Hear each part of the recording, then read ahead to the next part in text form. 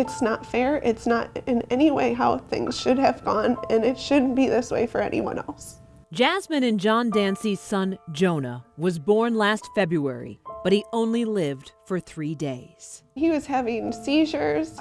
He was hooked up to so many monitors and was, sometimes thrashing. Jasmine says she had a very healthy pregnancy and wanted to deliver at their home in Romulus. So the Dancys hired midwife Helen Stockton of Mother Earth Midwifery in Ann Arbor. We were assured over the entire pregnancy that we were healthy and that the baby was healthy. Once Jasmine went into labor, she says she was pushing for hours before her water broke, and then the midwife made a shocking announcement. At that point, she mentioned, I think, to myself and everybody that was in our room that this is a surprise breech baby. Breech means Jonah's head was still facing upwards, and medical experts say breech deliveries are extremely risky. It's obstetrics 101. Medical malpractice attorney Brian McKean has sued several midwives, and he's now representing the Dancys. It is extremely rare, even in a hospital these days, for an obstetrician to undertake a breech delivery. But it's unthinkable that one would undertake a breech delivery in a home situation where there's not electronic fetal monitoring available. The Dancys say the midwife encouraged Jasmine to keep laboring at home. She advised us against a C-section. She said that those risks far outweighed her suggestion to stay at home. According to the notice to sue that the Dancys have sent to the midwife, about 15 minutes after Stockton announced that the baby was breech, family members called 911. 911, where's your emergency?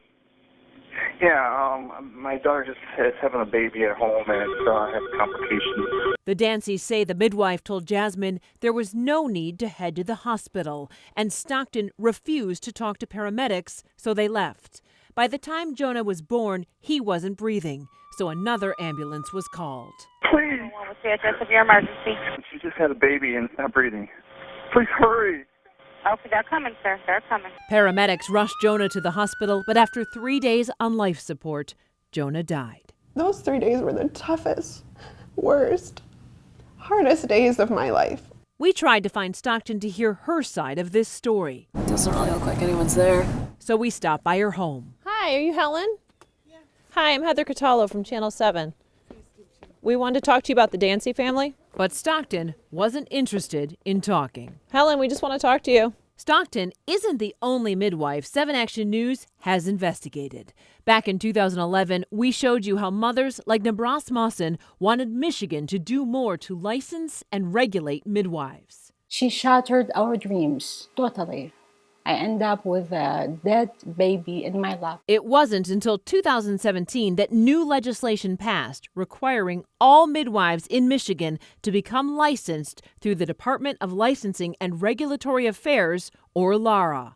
The new licensing rules won't take effect until May, but attorneys like Brian McKean say they don't go far enough to protect babies from what he calls preventable deaths and brain injuries. There needs to be accountability, and the public needs to know that these home birth situations can be dangerous. McKean has won $5 million judgments against midwives for botched deliveries, but McKean says families can rarely collect because the midwives often don't carry malpractice insurance, and the new licensing rules do not require it. There's really no adequate insurance to provide coverage for a brain-damaged baby.